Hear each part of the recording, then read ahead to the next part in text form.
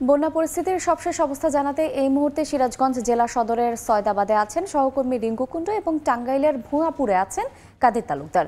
শুরুতেই সরাসরি যাচ্ছি রিঙ্কুর কাছে। গত কয়েকদিন ধরে কিন্তু যমুনা নদীর পানি বাড়ছে এবং পানি বাড়ার সাথে সাথে কিন্তু যমুনার যে তীরবর্তী সিরাজগঞ্জের 5টি উপজেলার মানুষ তারা কিন্তু আসলে বন্যা কবলিত হয়েছে এবং বন্যা পরিস্থিতির অবনতি হচ্ছে। আমরা এখন আছি সিরাজগঞ্জ সদর উপজেলার সাতিয়ানতলী প্রাথমিক বিদ্যালয়ের সামনে, সরকারি প্রাথমিক বিদ্যালয়ের সামনে। আমরা যে দেখতে পাচ্ছি যে এই বিদ্যালয়টির পুরো একতলা সমান যে অংশটি রয়েছে সেটি সমান পানি হওয়াতে কিন্তু শিক্ষার্থীরা এই বিদ্যালয়ে আসতে পারছে না। যে যাদের গবাদি পশু রয়েছে সেখানে কিন্তু আসলে গবাদি গোখাদ্যের একটি তীব্র সংকট লক্ষ্য করা যাচ্ছে। তো সিরাজগঞ্জ থেকে এই ছিল বন্যা পরিস্থিতির সবশেষ খবর। আমরা এখন চলে যাচ্ছি টাঙ্গাইলের খবর জানতে। সেখানে রয়েছে আমাদের সহকর্মী কাদের তালুকদার। টাঙ্গাইলের যমুনা নদীর পানি বৃদ্ধি অব্যাহত রয়েছে। গত 24 ঘন্টায় 8 সেন্টিমিটার পানি বৃদ্ধি পেয়ে বর্তমানে 36 সেন্টিমিটার উপর দিয়ে প্রবাহিত হচ্ছে।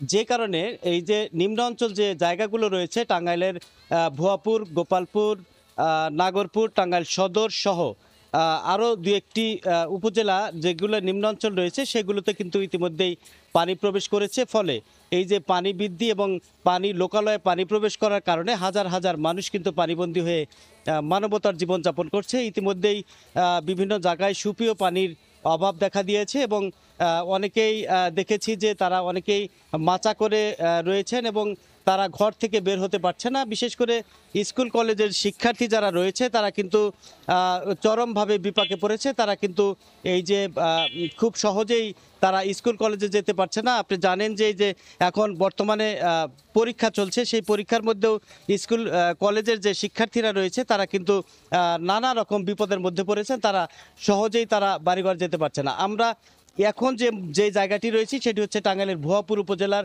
গোবিন্দাসী এলাকা। সেই গোবিন্দাসী এলাকায় দেখতে পাচ্ছেন যে এই যে রাস্তাটি রয়েছে সেই রাস্তাটি কিন্তু তলিয়ে গিয়েছে। ইতিমধ্যেই আমরা দেখেছি যে ভুয়াপুরের বেশ কয়েকটি এলাকা ভেঙে গিয়েছে, এলাকার রাস্তা ভেঙে গিয়েছে। সেই রাস্তা ভেঙে যাওয়ার কারণে কিন্তু মানুষের যে যাতায়াত ব্যবস্থা সেটি চরমভাবে ব্যাহত হচ্ছে। আমরা এখানে কথা বলেছিলাম বানবাসী যারা মানুষ রয়েছে, বন্যা কবলিত মানুষ রয়েছে, তাদের সাথে আমরা কথা বলেছিলাম। তারা বলেছে যে এই যে আজ প্রায় 4 দিন যাবত এই যে বন্যা কবলিত হয়ে পড়েছে, কিন্তু এরা কিন্তু এখন পর্যন্ত কোনো রকম ত্রাণ সহযোগিতা পায়নি এবং যারা জনপ্রতিনিধি রয়েছে তারা কিন্তু এখন পর্যন্ত তাদেরকে দেখতেও আসেনি, কোনো খোঁজ খবরও নিতে আসেনি। আমাদেরকে আরও জানিয়েছেন যে ভুয়াপুরের যে নিম্নাঞ্চলটি রয়েছে গোবিন্দাসী এলাকা, সেই গোবিন্দাসী এলাকায় একটি বাঁধ ছিল, সেই বাঁধটি ভেঙে যাওয়ার কারণে বিগত 10 বছর পূর্বে এই বাঁধটি ভেঙে যায়। ভেঙে যাওয়ার পর থেকেই এইখানে যে নিম্নাঞ্চলগুলো রয়েছে সেই নিম্নাঞ্চলে প্রায় 10 থেকে 12টি গ্রাম বন্যা কবলিত হয়ে পড়ে।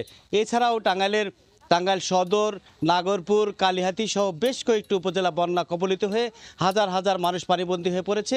এদের দাবি যে দ্রুত যেন সরকারি বেসরকারি ত্রাণ সহযোগিতা পাওয়া যায়। তো এই ছিল আমার কাছ থেকে টাঙ্গাইলে বন্যা কবলিত মানুষের বিস্তারিত খবর। সিরাজগঞ্জ এবং টাঙ্গাইল থেকে সহকর্মীবৃন্দ জানাচ্ছিলেন বন্যা পরিস্থিতির সবশেষ খবর।